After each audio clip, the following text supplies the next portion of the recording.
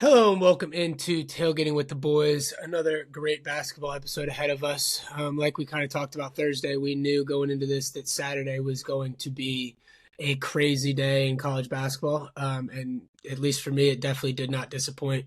I know we'll get into it here in a second, but Xavier dominating win at home against Creighton.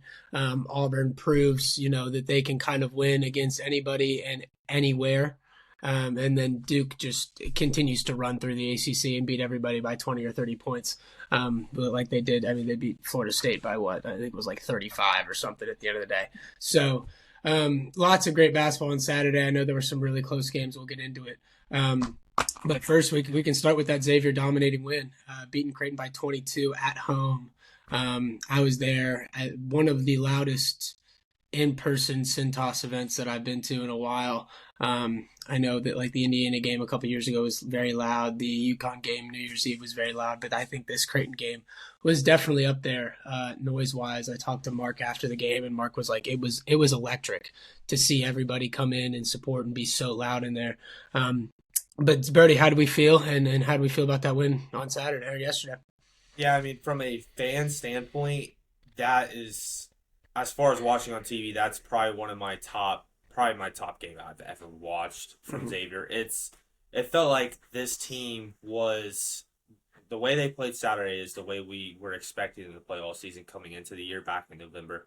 Um, Mm-hmm. it's finally great to see them putting it together, especially our first nationally televised game of the year. I mean, Yeah. I talked to my dad this morning. He was like, I was looking for the game thinking it was on FS1, and then I realized it was fucking on Fox. I was like, what the hell is Xavier doing on? He was like, what the hell is Xavier doing on Fox? I was like, did you watch the game? He Yeah. goes, no, and I realized like that's the reason we were a Mm-hmm. nationally televised game. I was talking to some guys. I was in the Xavier Spaces last night on Twitter. I got the chance to talk to some former players actually, and they brought up how high their hopes are now, and I can't emphasize that enough.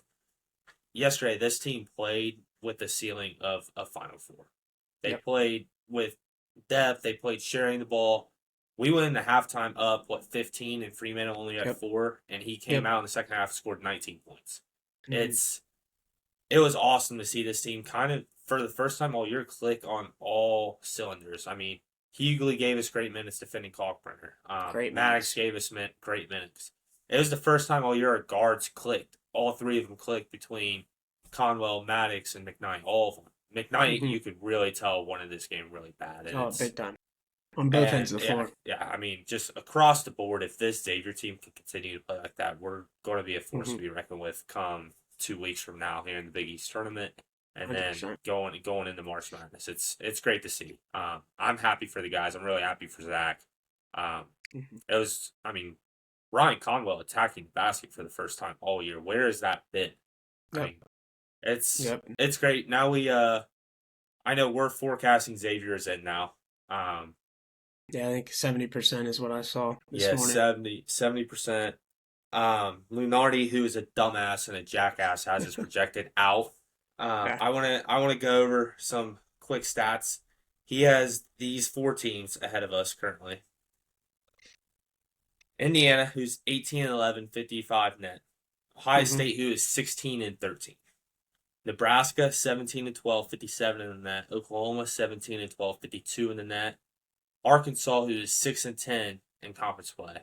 All Mm-hmm. five of those teams he has projected ahead of Xavier. Now, Yeah. I completely disagree. Not a single one of those teams should be ahead of Xavier in any aspect. Right now, sitting where we're at, not a single one.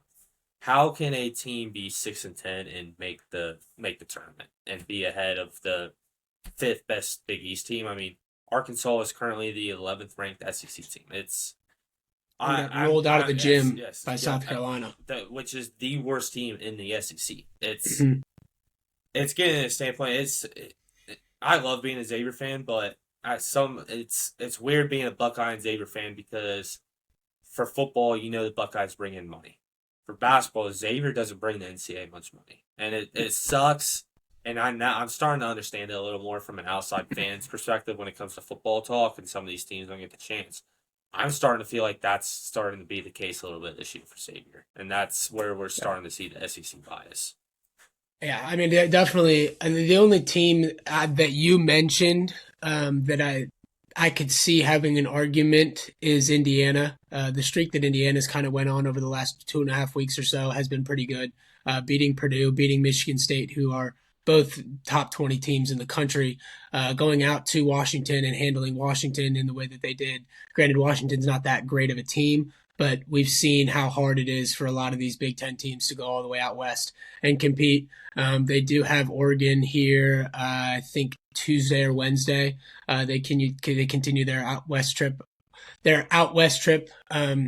So we'll see how that goes. But I do think Indiana has been on a good streak. But Nebraska, losing these games down the stretch. Arkansas absolutely getting rolled out of the gym by a South Carolina team that's really not that good. It's definitely something that I was shocked to see this morning when I looked at stuff. But I do think it will come as more and more people are talking about it. Of like, why the hell is this happening? Xavier has proved that they are a very good team, and I know you texted me about it, or maybe I saw it on Twitter. I don't really remember, but a couple weeks ago I was seeing a bunch of stuff that, hey, how much does it play in the fact that we didn't have Zach for a lot of December, and a lot of those games, the close one to Marquette, where Conwell arguably, I think 100% got fouled at the end. And granted, he's got to make 2 free throws to send it to OT, but that one stung. The UConn one stung. The St. John's one, I think Zach was back for that, but still, the St. John's OT one did hurt a lot. But I think we are a great team, and I hope that the committee looks at that and sees, okay, this team is very good. They fight hard, and like you said, if they play at the level that they can, every like they did last night, but very hard team to beat. Um, yeah, but the issue is, It's can we play at that level every single night? We've seen that closing out games has not been our strong suit. I think they showed that it's possible. finally, yeah. Last night, Yeah. I mean, Creighton went on that 14-0 run, and we answered with a Hmm. 22-3 run to finish out the game. Yeah. I mean, Yeah. it's that was one of the better performances that, from an unbiased standpoint. Xavier yesterday was one of the better basketball performances I've seen this year. Hmm. Um, just from the rip, it felt like this team was fired up, ready to go. Granted, we were at home, um, but I mean, it's Yeah. tiring, and I'm getting tired of preaching the SEC bias is there, and it's real. Um, I think the only analyst going into yesterday that had us in was Jerry Palm, which we were last for. Something else was Xavier. I don't want a 9 or 8 seed. I'd much rather No. be like the 12 and play this. What is it? Play the 11. 5, yeah, or Yeah. the 11 and play the 6. I'd much rather be in those shoes and avoid the 9 or 8. Hmm. Just because I do think this team can make a run, and I think they can make a lot of noise. We have Butler Wednesday, which uh, it's always nerve wracking going to Hinkle, but we are a way better team than they are. Much Um, better. they would love to do nothing but spoil our whole season. So That's hopefully the yes, boys, I yeah, 100% agree. hopefully the boys are ready. I think if we go 2-0, I think we're in. No matter what happens in the Big East tournament, if we go 2-0, win that 4-5 game, I think we have a potential to climb up to a 7, Yeah. Yeah. depending on bid Steelers and how teams like Yeah. Vanderbilt do in the SEC tournament. Hmm. Yeah. Teams like VCU, we need to continue to win. Because we can't really have a team like George Mason and VCU both get in there. I Yeah. think that's something that really hurts us. Um, but yeah, I agree. I am more worried about going to Butler than I am about playing Providence next Saturday at home for senior night. What bscares me a little Big bit time. about Providence is I believe that's spring break for Xavier. Or it typically is Yeah, senior night's typically spring break for. yeah, the first Saturday of Yes, spring break. yes. So that makes me a little nervous for students not being in the arena. But like, then again, Providence is hurt and they're horrible. Mhm. It's Yeah, Sean Miller's going to have these guys focused. So I'm not too worried. no, But I do have my hopes very high on the Xavier team after yesterday. big time, big time. And like you said, the run that Creighton went on, I know I was sitting there with some of our friends, and we were all like, "Shit, here it comes. Here comes the Xavier team that has not been able to close out games much at all." And like you said, we responded in a great way. dominated the last 5, 6 minutes of that game. Because they did cut it. I think it was 10 with about 8 minutes left or so, 9 minutes left or so, something like that. We were all sitting there like, shit, like here it is again. Just like St. John's when we couldn't close it out, send it to OT, and then we lose. It was a little bit of flashbacks, and I love that the boys stepped up. And Zach talked about it after the game and was like, this meant so much, not only to him as a senior and knowing how crucial of a game this was, but to the team as a whole, who a lot of these guys are graduates who will be in their last year. Granted, have they been through the journey that Zach's been? Not at all. But they're all bought into the Xavier team, whether this is their first year here, like a lot of them are, or, Maddox or Davion's been here for 2. Swain, obviously, coming as a sophomore, has been here. But it means so much to these guys, and they know how big of a game this was for them. So I love to see that, and I hope we can make this push. Yeah, I was like I said, had the chance to talk to some other guys last night, some former players, and we had to talk about the tournament and how deep Xavier can go. And what came from this conversation was we're going to be the scariest 10 to 13 seed in the whole tournament. 100%. No one's going to want to play Xavier. When it comes to tourney time, we check 3 of the major boxes. Mm-hmm. Top tier coach, great defense, and experience. In the tournament, that's what matters. Talent gets you somewhat far, but we've seen teams like Zion Williamson and Duke crumble in the tournament. Some of these Tom Izzo teams crumble in the tournament. Yep. Just because they're not experienced, some of their coaching isn't there. It's really starting to heat up. It's exciting that March is here. We saw we can go ahead and go into some of the madness yesterday. The Tennessee comeback and the buzzer beater of Alabama at home. Before we get into that, though, I did want to say one thing about our defense, like you said. I don't know. I didn't look it up, and it was way too much numbers and stats to try to figure it out. But I feel like we have to be one of the top defensive teams since the beginning of the year. Like the turn that we made, I know we talked about a lot with Mark. The turn we made once 2025 came around has been incredible. And I have to feel, like I said, I'm not 100% sure because I didn't do all the number crunching, but I have to feel like we are one of the better defensive teams in the country since the start of the year, 2025 meaning, which, like you said, plays huge importance come tournament time, both Big East tournament and March Madness. It's massive. So I think that plays great into us, and I hope we can continue that defensive strength because it's going to be hard. We play like we did last night. There are not a lot of teams in the country that I think can stop us. Yeah, yes, you have your Auburns and your Dukes who are unbelievable, and do we probably have a guy that can slow down Auburn? I don't think so. Yeah. But there are not a lot of teams in the country if we play at that level that I think can stop us. Yeah, that's the thing is, I'm not that scared of Duke. Auburn, they're Auburn's different. They're different. If you want to, we can go ahead and go into the SEC. The SEC, it's Auburn. If you eliminate Auburn, I would say there's 5 to 6 teams that could actually win the SEC championship, which is crazy to say. But Auburn's on a whole different level of basketball. Yeah. And I had a chance to talk to Ned yesterday a little bit about this. I made the point that these dominating teams often, with the exception of UConn last year, don't win the national championship. Mm-hmm. Think back about it. Think like Zion Williamson, Duke that I just mentioned. Yeah. They didn't win it. I'm excited to see what they do in the tournament because they have a chance to just steamroll everyone, beat them by 25, and go win the whole thing. But they also, like I said, these dominating teams often don't win the national championship. Yeah. I'm still very high on Auburn. I would probably take Auburn and Duke first the field still. Yeah.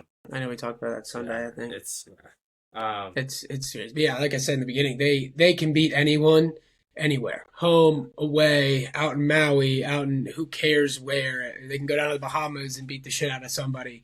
It doesn't matter, which obviously plays massive roles into March because you're never home. You're always on the road. Granted, you're never at somebody else's home court, so it's always neutral, but that plays such a pivotal role in everything. And it's not just Broom. Like you said with Duke, obviously Cooper Flag leads the way almost every single game. It's not just Broom. Broom had 9 last night against Kentucky.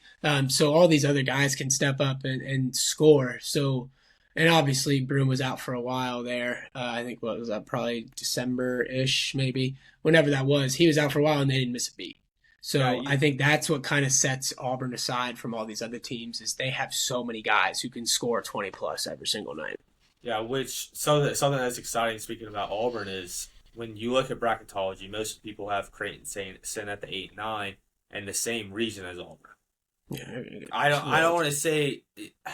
I don't think they would get rolled, but Creighton's like I think they get rolled. I think Creighton is a team that Auburn wouldn't want to see in the tournament. I think it's proven Just though that if you slow them down behind the arc, it's they get so flustered so quickly, and I think Auburn has the guys that with the speed and everything that they play at, that they can stop Creighton from beyond the arc. Um, so yeah. But again, I don't think there's a team in the country that can beat Auburn. So that's its own see, thing. I mean, But going off that, Florida. I mean, they had an impressive win against mhm. A&M at home. I don't think Yep, A&M's prove all that themselves. still. No. But Florida is getting to the point where they're strictly relying on their talent. Hmm. And when the tournament rolls around, I'm going to keep preaching this. It's not all about how much talent you have in March Nope. Madness. It's about putting together 40 minutes of pure basketball. I mean, Florida struggled in the first half shooting the ball. They got in some bit of foul trouble. They were making too many turnovers. Um, they're a really good basketball team. They have five to eight guys that could go and be the number one on majority of teams in the country. But like I said, they're a team that relies strictly on talent. They're going to be one of those teams we sit here and round of 32 rolls around and be like, what happened with Florida? And I'm excited to see that. I don't know where you still stand on Florida, but Yeah, I mean, I 100% agree. If they find a team that can slow them down, and then not them personally, but the pace of the entire game, I think that's where Florida gets hurt a little bit. But I will say, um, they made me feel a little bit better about Florida in the fact that they didn't start slow again. If they started slow this game against A&M, or yesterday against A&M, I would have been looking, okay, this is now 3 straight games that Florida has not been able to get out to a quick start. And if you don't get out in a quick start in March, it's hard to come back. When you have a maybe a 10, 11 seed that you find out in the not in the first round, but down the stretch, who has won a couple games, now has the fans behind him. Whether you're a fan of that team or not, you're just there, and you're like, okay. I'm gonna go root for the underdog because this is fun and exciting. That's where I think it could get a little scary for them if they start slow. So I'm glad to see that they didn't do that against a still a fairly good A&M team, and we all know that they've been struggling down the stretch. But they're still a very good defensive team. So if the fact that Florida could come out there and prove that okay, we're done starting slow, I think was massive for them. But yeah, I'm still high on Florida. I think Florida is a great team, and I think they have a chance to make a run. But I agree with you. If they find a team that can play at their own pace, slow the game down, and maybe not let Florida get over 65, I think that's maybe where Florida struggles a little bit. yeah, I mean, like I said, they're talented. Hmm. I want to talk about a team though that has really grown. They're making a push for the 1 seed. The Tennessee Volunteers, man. I mean, Hmm. they're right now just as deserving of a one as Florida is, I if agree. not more deserving. They just beat Alabama at home. Granted, it took a comeback and a buzzer beater, but I Still, mean, they're like the one team in the SEC that does both. They can score and they can beat you on the defensive end. Holding Alabama to 76 points is oh top of yeah. the line. I mean, Hmm. that's amazing. Granted, I want this Alabama team to lose first round so bad. I I have them dropping down to a 3 seed after this week. I'm not too impressed with them. I think Still, that's probably ten, fair.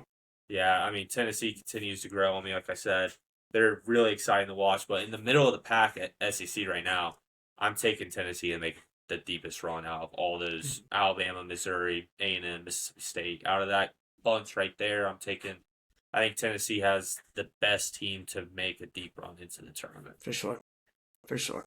I agree. And obviously it depends on matchups and stuff, but the levels that they play defense at Yeah. is unbelievable. And like you've said multiple times, it's crucial to be good defensive teams in the tournament. So I think that plays into their favor. And that was one hell of a game. I mean, obviously I wasn't watching fully because I was, kind of doing stuff for the Xavier game and all that, but I was following on my phone a little bit. Seemed like a crazy game. It was a fun game to watch. I mean, UT has great fans. Rocky Top. That place had to be loud too, I'm sure. Bama only scoring 76 is absurd to me. Unlike that, just to stop the number one scoring offense in the country to under 80 is impressive.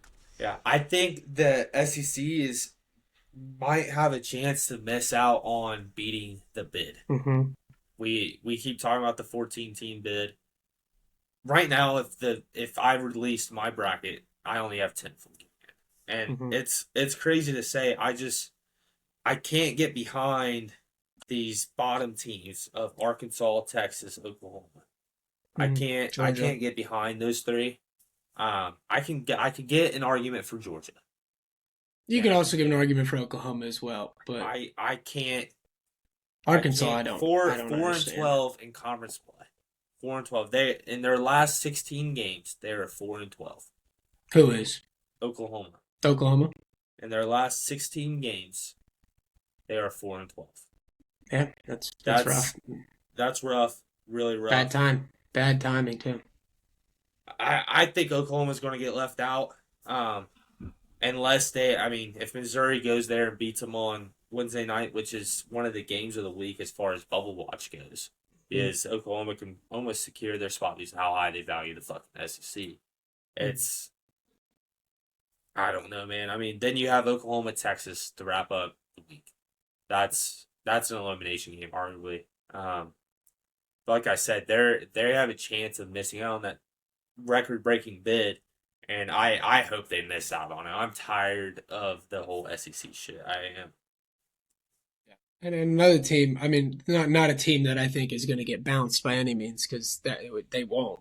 But another team that I'm really not very high on is Missouri. Not at all. I mean, they lose to Vandy on Saturday, and granted, I think Vandy is vastly underrated, especially the way they've kind of been playing down the stretch here. But I am not high on Missouri at all. I could see Missouri being one of those probably 5 seed-ish, I would think. They could easily lose to the 12 seed. Which I don't know if I want to be the 12 seed that plays Missouri. No. I don't know that, but definitely. Because Missouri at the same time could beat you by 20. I have not been very high on them.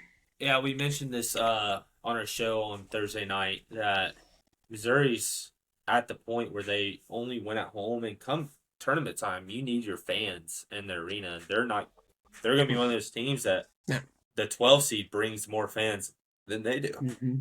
So your low level McNeese teams who actually can get excited about a game like this. I think that's where they trouble big time. Mm-hmm. Would love that matchup. 100%. Yeah, I don't have anything else SEC.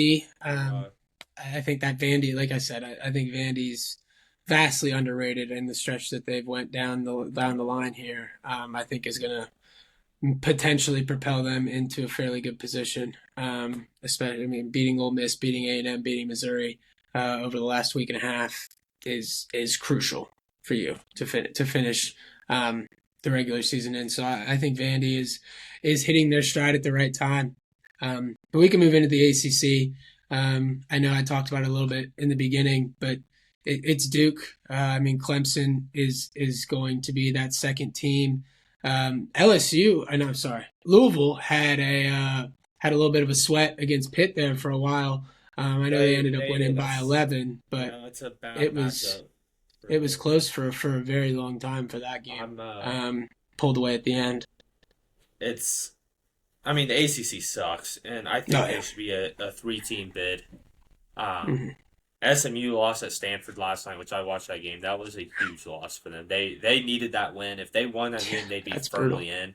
But now they find themselves as one of those teams that's 21-8, and they're in the second four out. They don't have a single Yeah. quad one win. They're Hmm. the fifth best team in the Yeah. ACC. I mean, the the committee is going to do everything they can to get North Carolina in. Yeah. They Which is bring in bullshit. money, yeah, which is absurd. North Carolina keeps beating bad teams. It's, I mean, I don't have much. I love this Clemson team. I think they are going to make some noise. Oh, that's exciting. I think they have, depending on matchups, I I think they might be the deepest ACC team in the tourney. They That's cannot start the way that they did against Virginia, though. no, no, That was they a can't. terrible beginning of the Yeah, game, but and if they listen, do that in Virginia. March, they're going It's to get killed. the thing is about this Virginia team. This Virginia team has been playing their best ball of the year, and they've turned it around. So I'm not going to Oh yeah. dog on that, but they still. No. Clemson went to the middle of the pack ACC team and beat them by 13. Mhm. What SEC team has done that? Yeah. Has went to the middle of Okay. the pack or even bottom? Look at Arkansas. Arkansas went to South Carolina and lost by 30. Hmm. Think about it from that kind of perspective. That some of these teams that the committee wants to get in compared. I mean, I don't know. I'm just rambling on still. I like Clemson. I like Louisville. I think Louisville has a lot of guys and they have the coaching.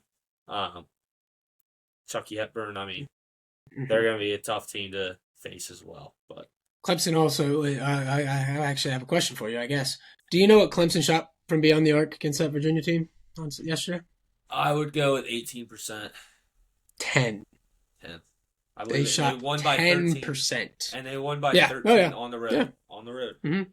Yeah. So They were 1 for 10 from beyond the arc, um, which I think is hard to do. But they only shoot 10 threes. I guess it's a little bit different, but that's a brutal percentage to have.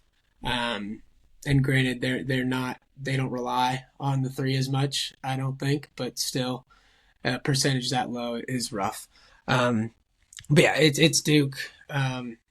It's Duke's conference. I think maybe Clemson could give them a little bit of issues if they run into each other in the finals. I mean, obviously Clemson beat them earlier this year, um, but Clemson's a bad matchup. oh yeah, They're. I think Clemson's going yeah. to. I think Duke's going to run into a couple teams in the tournament that is a bad matchup for them. I think they're Well, also getting. especially when your best player is 18 years old, he has no experience of this. That's where Auburn's a little bit different. Is their Yeah, best player is 25, 24, however old Brim is. He's old, so he's been here before. He's done all, this. yeah, He's all of those he's guys are old. lost. Yes. Yeah. He's lost in March before, and he knows how it feels. So I think that experience is massive for teams coming down the line, especially once you get into the Sweet 16, Elite Eight area. The If experience, I think, yeah, is huge. if I had to bet most likely one seed to lose before the Elite Eight, I would probably throw my money on Duke. I think that's fair. Just because I think they have some tough matchups. I Yeah, think they're Duke and very Florida. Cooper Flag dependent. They're not the Mhm. biggest team in any Mhm. means, and they're gonna get ACC happy. I think Mhm. they're so used to playing these middle of the pack ACC teams that are horrendous. The moment they play anyone that can Yeah. match them at any level, I think they're gonna struggle. Um, Mhm. Granted, I would still take Auburn and Duke versus the field. But if I had Yeah. to bet Yeah. most likely one seed to get upset, I would Mhm. just throw my money on Duke because I think they don't match up with much. Mhm. No, and I think Houston and Auburn, I think, are on They the can opposite match up. side of Yeah, that. yeah, They can do really well on both sides of the ball. yes, Which unlike obviously we've seen Florida dominates mostly on offense. They can play defense here and there, but their prime is scoring a whole hell of a lot of points. So yeah, I do think Duke could be that team. I also think Florida could be in that conversation as well to potentially get bumped early, like we talked about, depending on what lower level seed that they match up with. But yeah, I don't have anything in the ACC unless you do. We can move Big 12. Big 12. I Um, mean, yeah, Big 12's growing on me. Baylor's found themselves in the conversation of potentially earning an at-large bid. I don't know how to feel about that. I don't know much about Baylor, so I yeah, can't really speak on it. Um, I mean, most impressive. I gotta stick with Texas Tech Hmm. to go in the Allen Fieldhouse, not Hmm. play your best brand of basketball, go Not at still all. go what 10 of 24 from three, Yeah. and kind of feel like the game was in your control the whole time. I mean, Texas Tech still sits as my sleeper 3 seed to make the Final Four. I love that Texas Tech team. Chance McMillan's great. The Hmm. Topping kid is great. I mean, Unbelievable. they're deep. Their coaching's great. They make free throws. They defend when they have to. They can score 90 when they have to. They're going to give every single team they play fits. And if they put together 40 minutes each game, they're not losing until they run into Auburn. Yeah, I agree. I love Texas Tech. I do have one question though for you. How scary is it as you know, maybe you bet on Texas Tech, let's just say that. How scary would it be to bet on a team like that who shoots so many threes? Does that scare you at all a little bit? Because what if you have a cold day and you really struggle from beyond the arc? Like they shot 43 threes against Kansas. Like that's a lot of fucking three pointers. And that to me would scare me a little bit of granted, they're a very good 3-point shooting team and they've proved that, but what happens if you do have an off night? And you can't make those threes. And you know they're going to keep Yeah. shooting them because it's their MO. But that's the But one thing that would scare me about Texas Tech. the thing is about Texas Tech is they're a lot like St. John's where they're going to get 20 more shots a game than the No, yeah. opposing team. Oh yeah. That's 100%. that's why 100%. I don't get that scared when it comes to those teams. Just because I know they're going to offensive rebound and beat. For example, they beat Kansas in the trenches. Mm-hmm. They Mm-hmm. went in, offensive rebounded, won the loose balls. Teams like that can shoot as many threes as they want as long Oh as yeah. they know going into the game they're going to out tough you. Yeah. So scared, no. Um, I'm very high on Texas Tech. I'll stick by that. I'm Agree. I'm interested to see if Kansas can do anything in the tournament. Because like I said, they're going to be another one of those teams though that no one wants to. They're going to get stuck facing. I mean, No. say Yeah. Kansas somehow falls down to like the 11 seed or 10 seed even. No That would one, be insane. yeah, no one. But they're sitting 19-10 right now. No, yeah. They're No, sitting yeah. with the It easily could happen. yes. That's the thing is they're sitting 19-10. They could easily just continue to dwindle that line, and all of a sudden they're sitting on a 9-8 line and go play Florida in the round of 32. And then Yeah. I mean, I'm not saying I would pick Kansas, but you're looking at the coaching matchup versus the depth that Kansas has. That would be another great matchup I'd love to see. But Kansas 100%. Kansas sucks. They finish up with Houston and Arizona. That's they're going to be underdogs in each of those games. Mm-hmm. Um, Arizona maybe not because Kansas at home, but they're going to lose to Houston. And Um, Arizona's been weird. I mean, we can move into that game if you want. That Arizona Iowa State game. I mean, I thought Arizona was going to be able to at least put up a semi fight with them. Granted, Iowa State's fully back and healthy again, which I think is massive for them. Um, but Tyrese Halliburton was at that game, so maybe that's why they decided to play out of their minds. But I was shocked that they won by almost, I think it was like 17, something like almost 20 points. Granted, you're at home, but I expected Arizona to put up a little bit more of a fight than that. Um, but but I think Iowa State being back at full health is scary. I think a lot of teams, minus maybe Houston and maybe Texas Tech, but I still think Texas Tech should be. Most of these Big 12 teams should be scared to see Iowa State come conference tournament time.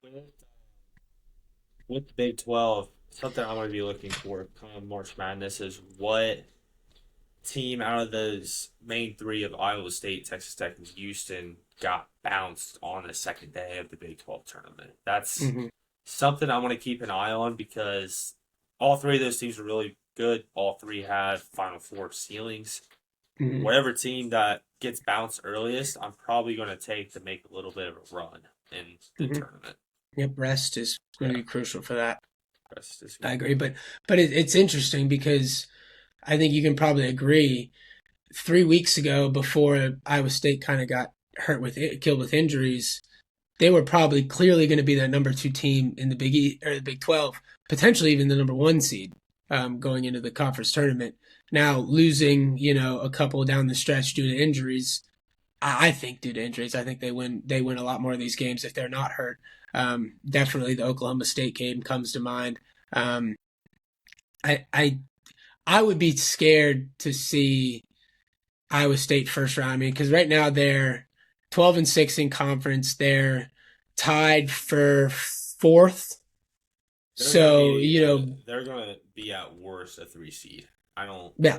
I don't Man, I mean, maybe. I mean, you beat Arizona still, but you're still one game behind Arizona. You're one game behind Texas Tech. You're tied with BYU. So, I mean, BYU could make a stretch. I think they've been playing good basketball. BYU and Iowa State play each other Tuesday. So that's a massive game for seeding wise. But let's say Iowa State loses to BYU. I would not want to see Iowa State as the 5 seed in the Big 12 championship game or in the Big 12 tournament at all.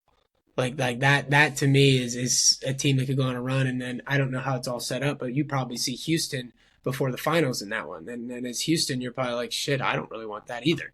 Um, so I think it's the unfortunate that they got hurt, but I'm glad that they're back and healthy because if they got healthy in 2 weeks, I think it would have been a whole different scenario for Iowa State.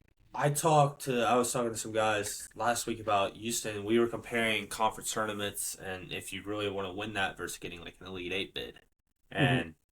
And something somebody brought up about Houston is Kelvin. Apparently, this is what I'm relaying. Mm-hmm. Kelvin Sampson goes into the Big 12 tournament with he limits minutes when he goes into it. Interesting. He knows he has enough depth on his bench to win those first couple games in the Big 12 tournament. Doesn't really have to worry about it.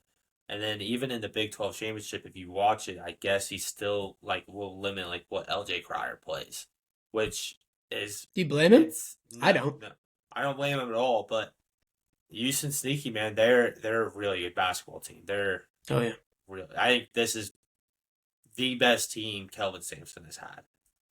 I And agree they're a on team to both watch sides of out the ball. for. Then again, you mentioned them. No one's talking about this BYU team who just smoked Mm-mm. West Virginia last night by 20, Yep, 21 at home. I yep. mean, 52 points they're in the second half. yeah, It's a they lot of were a points and a six half. last year. I know they made a Sweet 16 run last year. I don't really know how to feel about them. I'm Yeah, gonna have it's been to weird. yeah, they're a strange team. I'm excited to watch their Tuesday night matchup against Iowa State. I think that'll tell a 100%. lot That about the a two lot. teams because if Iowa State just Great. comes out and wins by 10 plus, I'm going to be an all time low on BYU. Mm-hmm. But if they Agree. come out and it's close and either team wins, I'm still sitting at the same. We're confused on BYU. Iowa State's still good. We'll see. Agree. Agree. Yeah, it'll be interesting, and I'll definitely be keeping a close eye on that Big 12 tournament more than other tournaments. I think because there are a lot of those weird teams. BYU is one of them. Kansas is one of them. A lot of these teams in the Big 12 maybe haven't been at their best over the last week or so, or maybe some of these Big 12 teams have kind of come out um, out of nowhere, maybe not out of nowhere a little bit, but come into form like BYU has. So I think it could be interesting. You brought up Baylor. I think Baylor could be one of those teams that could make some noise come Big 12 tournament time. So I'll be keeping a close eye on this. Definitely watching it. Um, Hopefully I can stay up for some of them because I'm sure that they'll have games at 11 o'clock at night like they always do. So we'll try our best to stay up for that. I don't have anything else Big 12, but it'll be definitely a conference tournament that I watch closely. Yeah. We can move to the Big Ten, another conference, kind of like the SEC situation where they've seen their bids kind of dwindle. Mm-hmm. Ohio Big State time. was firmly in. Now they sit at 16 and 13. Nebraska was firmly in. Now they sit at 17 and 12. I mean, just those two teams right there alone have kind of Ohio State definitely has thrown their season away. Oh God, Nebraska, throwing it away. yes, Nebraska has even also like thrown it away. I mean, I don't think either of those two teams deserve bids right now.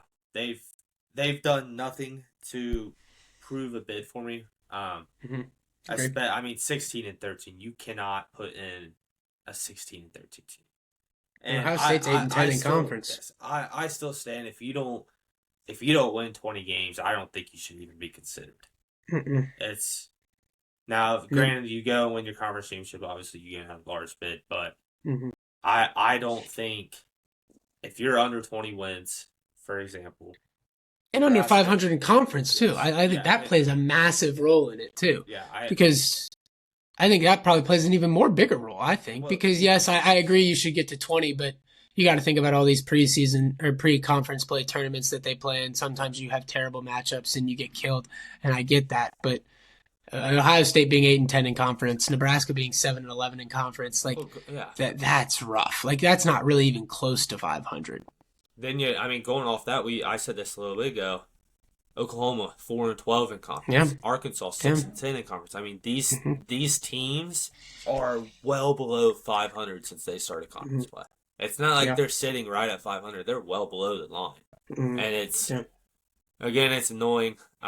I would love to see some of these mid-major teams get a couple more bids that go yeah, and win 23 games. I get the competition's not there, but they prove yeah. success. Success isn't going 6-10 in your conference. Not at all. But I mean, we're watching Michigan Illinois right now. Struggling. Yeah, Illinois needs a win. Michigan plays the exact same way every game. I don't. Well, we also talked about Michigan on Thursday Yeah, getting that bounce back win that they needed against Rutgers at home, and they got lucky. yes, they got They lucky. got lucky with a buzzer beater, and now they're they were down one at half, and half just started. You're up one now, but like that's different, and it's hard to see a team get beat by Michigan State in the way that they did, and then you need to kind of bounce back from that and show how dominant you are, and when you can't. It's like, okay, maybe were we a little bit wrong about this Michigan team? Not in the fact that I don't think that they're going to make the tournament. Obviously, they're going to make the tournament, and I think they can win a couple games. But I don't think their ceiling is as high as we thought it was maybe a week and a half, 2 weeks ago. No, it's not. Their ceiling's definitely dwindled for me. I want to avoid Michigan. I do not want to play Michigan. No, yeah, I mean A- playing two Any 7-footers any is team in always the hard. country should not want to play Michigan. Mm-hmm. But I mean, they're like 14-0 in one score games or something crazy. It's I mean it's unreal. For me it's Michigan State and Yeah. they should be in the conversation for the one seed. Mm-hmm. It's I mean, it's unreal what Tom Izzo is doing with the squad. I saw stats today. They're playing 10 guys that average 5+ points a game, Mm-hmm. and to have that going into the tournament, knowing your roster is going to dwindle, that you play 6 or 7 guys in the tournament. Mm-hmm. What 6 or 7 does he need to try out there to get the job done? I think Michigan State deserves to be in the conversation for the top 2 seed, if not the last 1 seed right now. Um, People They're want to kind of talk like about St. that. John's a little Yes, bit too. yes, I think that yes, which they should get a little bit more respect. I know we'll get into that in a minute, but they which should get a little bit more respect than I think they you're are getting. yes, you're running through. I shouldn't say running through, but you're taking care of Oh yeah. what the analysts say is the second best conference in all of basketball. Mm-hmm. How is that not being talked about more? That I Mm-hmm. mean, I don't really get it much. The Spartans are good, man. They're going to be a tough out. I hope they avoid Auburn's region just Mm-hmm. because Terrible whatever. matchup for them. Yeah, I mean, all I Michigan mean, State's going to be there's really not good. a team in the country that doesn't have a terrible matchup against Auburn though. Yeah, So it's that's fair. yeah, But yeah, I hope that they can go on a run. I also think, in my mind, Maryland's kind of become that second team in the Big Ten. I think they're they're slowly yes. becoming better than Michigan in my eyes. Solely based off the fact that, and I know Michigan can score on every level, and having 2 7-footers is massive, but Maryland just looks the way that they play offense and the way that they flow on the offensive side of the ball is incredible to me. So I think that's another team that can make a run. Um, and I think they're probably, in my eyes at least, more and more sealing up that second best team in the Big Ten. Yeah, I think the Big Ten kind of shows up in the tournament this year.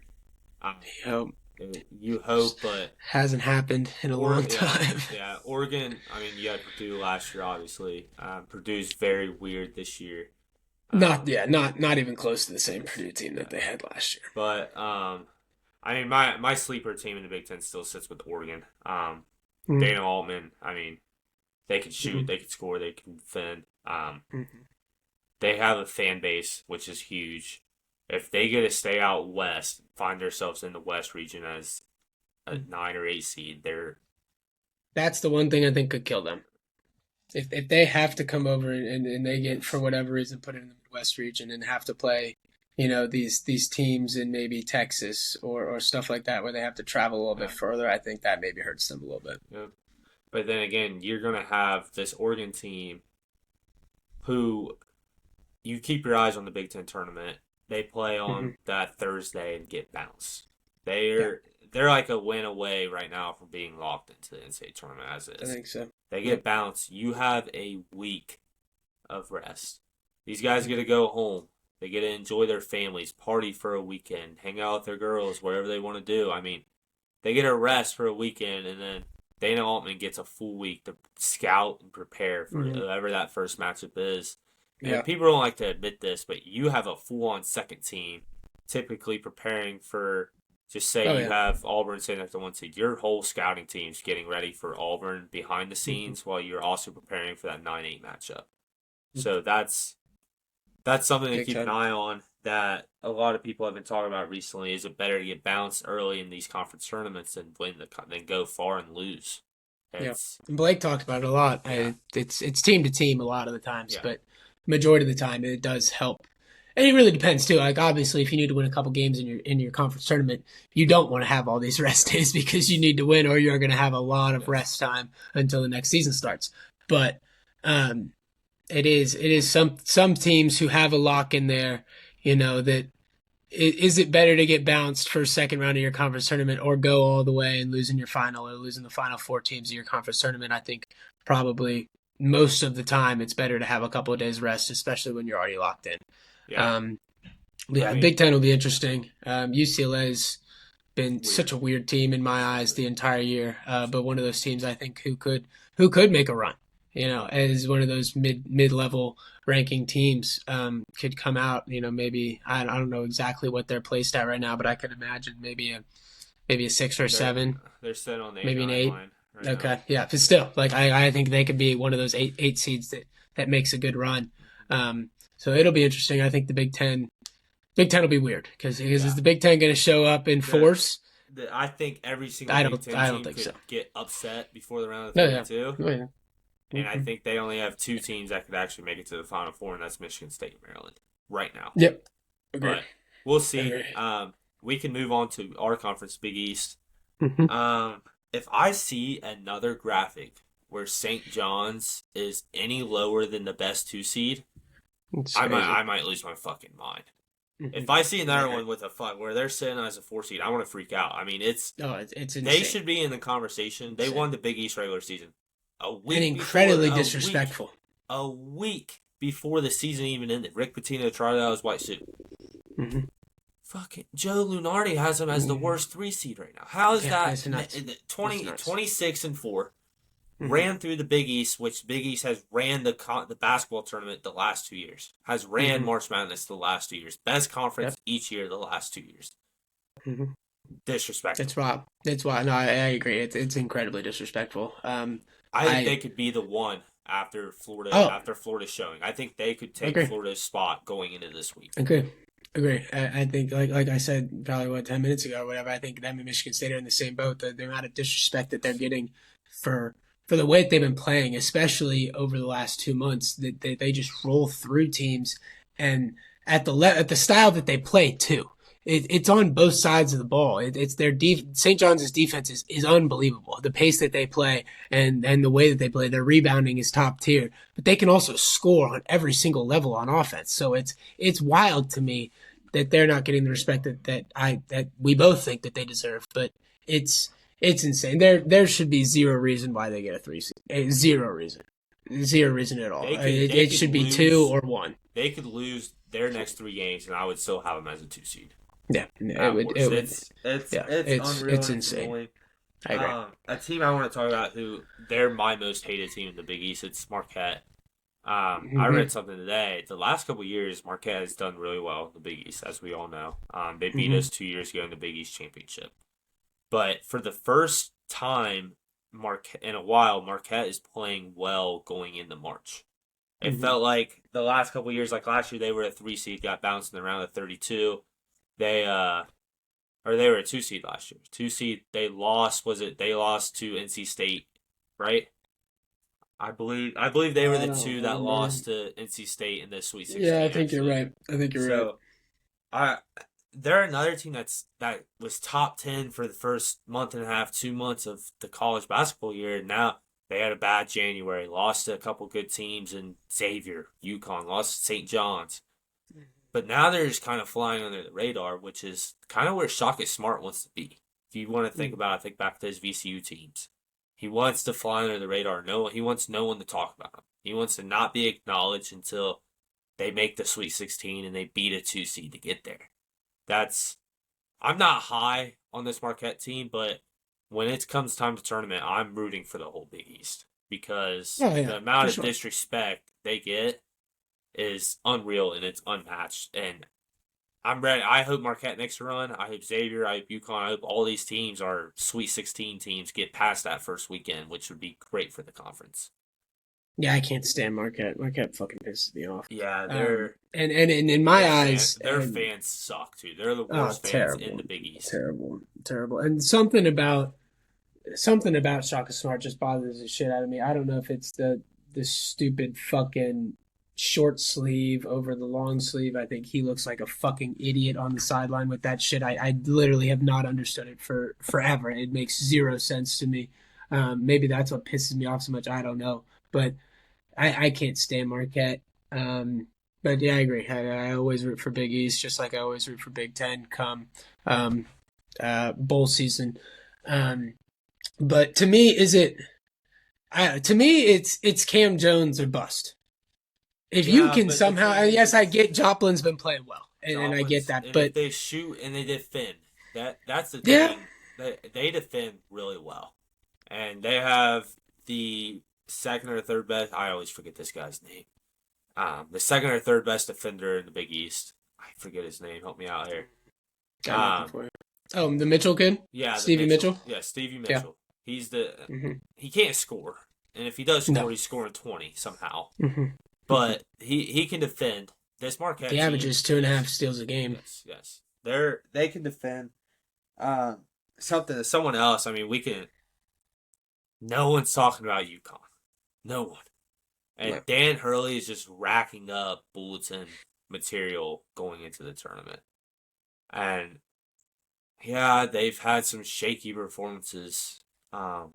Losing to Seton Hall, losing to Xavier, Hmm. getting blown out at St. John's. Hmm. But that team is Villanova. talented. They are talented, and if they win, like I said this, if they win that first game in the tournament, watch out. Hmm. It's all going to be about that first game. Um, let Diarra get healthy. Let Solo Ball do his thing. McNeely has potential to be a first team all tournament player. Okay. And it's scary to say. UConn's sitting around the 7-8 line right now. Yeah. And I've said this almost every single show. They win that first game. They get some confidence behind them. They go play a 2 seed Tennessee team. I said the Hmm. same thing last week. That is the matchup of the round of 32 that everyone's Hmm. going to have their eyes on. And when UConn beats Tennessee or beats whatever other 2 seed is sitting there, I'm going to tell everyone I told you so. Hmm. And it's going to be awesome to see, but no I one's think talking about my one issue with UConn is the inconsistency. it. Yes. Like if Diarra could consistently get 10 plus Yeah. every single game, I think they'd be much better. But he has these games, where he goes and has 4 points, Yeah. 5 points, and that kills them. Obviously, Carabin has not been at the level that I think everybody wanted him to be at consistently. Again, like obviously he has his good games. He's got 20-point games here and there. But if you could get consistent 15 plus games out of him, I think the UConn's so much better. So I think consistency is the big issue for them. Um, and yeah, I would not want to see UConn. Yeah. I I think mean, I think you, there's a good chance that we see UConn too in the yeah, conference tournament. you forget about, their X factors, their six man and Terrace Reed, who's the Big East 6 man of Yeah. the year coming off the Hmm. bench. a 7-footer who's going to dunk and put his nuts in your face. I mean, Hmm. Yeah. they're Can jump out of the they're gym. they're going to make noise. I don't care what people say. They're making noise, Hmm. and the whole Big East is. I think if five Big East teams get in, I think we go 5-0 in the round of 64. I think so too. Depending the only reason I could see that not happening is if Creighton gets a bad draw in the first round. Because they're going to be Mm. on that 9-8 line, like we said. If they have to play Yep. A&M or a team like that Who who's has tall SEC, guys yes, who can yes, play defense yes. and yeah, can match up well with them. I also think Marquette is another one of those scary. I don't think they'll get bounced first week, but I think Marquette's another one of those scary teams because they don't have a lot. Yeah. Minus Cam Jones and like we said, Joplin's been playing much better down the stretch, but besides that, they don't have much offense. That's So I yes. think that So could hurt them as well. that's something really good about the Xavier team we had is we can almost match up with anyone in the country Hmm. with the exception of Bama and Auburn, maybe. I Hmm. mean, Yep, we do have the size. Our guards are big. We're physical. We defend. defend That's so well. yes. That's a good thing that gives me some hope going into the tournament. Xavier gets in, they're more than likely going to be able to match up well with you. And if we Hmm. match up well with you, there's a good chance that you don't match up well with us. Hmm. And that's a Yep. big thing in the tournament. We'll see how it goes, but Hmm. Well, because we have scorers on every single level. yes, Our guards can score at an elite level. Swain, as the forward, has proved that he can score at elite level. Granted, I've heard things that he was a little bit sick again last night, and I think you could kind of tell he wasn't at 100%, especially on the offensive side of the ball. I thought his takes to the basket were a little bit soft. Um, and for whatever reason, I guess he's just going to be sick every time we play Creighton, and fine, we'll get over it. But Zach obviously is playing at an elite level, and then the minutes that Hughley came in and gave us on the defensive side and really just irritated the hell out of Kalkbrenner, I thought was amazing. Um, so if we can continue at that level, it's going to be hard, like you said, for teams to match up like us. But at the same time, we can match up with almost anybody because we have guys at every single level. So I think that's huge for us. I don't really have anything else. Big East. I think it'll be interesting. I do feel a little bit. I mean, I think Villanova could attempt to make a run for this bid. Unfortunately, I think for Villanova, it's maybe one of those too little, too late kind of things. Their beginning I of the think year, I think their start was rough. I think Villanova has a chance to be the dark horse Big East tournament winner, be the bid Oh team. yeah, I agree. And They're if they going to can make a be run, it would be great. they're going to be the sixth. They're going to play Hmm. DePaul, and then they get to play a Marquette team who Nova just beat them by 20. Yeah, no, I And mean, again, you like you yeah. get to that semifinal, you're playing Friday night in MSG. Anything can happen at that point. Hmm. You I get you agree. win those first two games, anything can happen at that point. So Yeah. I And I I think do Villanova's feel probably shooting themselves in the foot a little bit, though. yeah because Like they the way that they yes started the year was rough. they I mean, yes losing to Columbia, that's terrible. and Losing then to St. Joe's is rough. they Virginia, rough. And then the way they started Big East Conference play was not ideal. and then they just lost So to I think they're Providence a shooting couple themselves. weeks ago. I mean Yeah, I think they're they're shooting another team themselves in that the could foot. be in the exact same shoes as Xavier right now and Hmm. making a push for Easily. a 6 bid league, which would be awesome. But Yeah. it is what it is. That let's do some cleaning house items here. Hmm. We'll do see softball teams in the works. We have a big guest this week. A big Who's day? guest. Well, Make Wednesday. sure you Sorry. guys listen. We'll probably release that. Let's try to release it as soon as possible. Probably release it Wednesday morning. Um, Hmm. we're really excited for that. Big member of the Xavier community coming on. Yep. I'm still Should be working the good. SEC, still working the SEC tournament. We're looking for someone to work the Big East tournament. By Hmm. working that, we mean if you're going to it, we'd love for some live content for you to conduct some interviews with some fans for us. Hmm. Um, Yep. And it'll be great. And Xavier takes on Butler at Butler on Wednesday. Like we said, traveling to Hinkle, and then finish the year with Providence at home on Saturday for senior senior night. night. So we got to finish the year strong, but we're right there, and I'm I'm very happy with the way that I saw that Xavier team play Yeah. yesterday. In Watch absolutely out. dominating fashion. Watch Because out. if they can get on a roll, and like I said earlier, it means so much to these guys, and you can see that. And I think that's a crucial part of it. Not only the fact that Sean's great at what he does, but when everyone is bought in, even the guys that don't play at the end of the bench are bought in. That is so massive for teams coming down the line. Um, I don't have anything else. Thank you everyone for listening, and like Brody said, tune in Wednesday for a massive Yeah. episode that Biggest I know we are episode. both Biggest very episode yet. excited for. Yeah. Biggest Yep. episode yet. Awesome. Thanks for listening, and we will see everybody on Wednesday. Yep. Thanks for telling.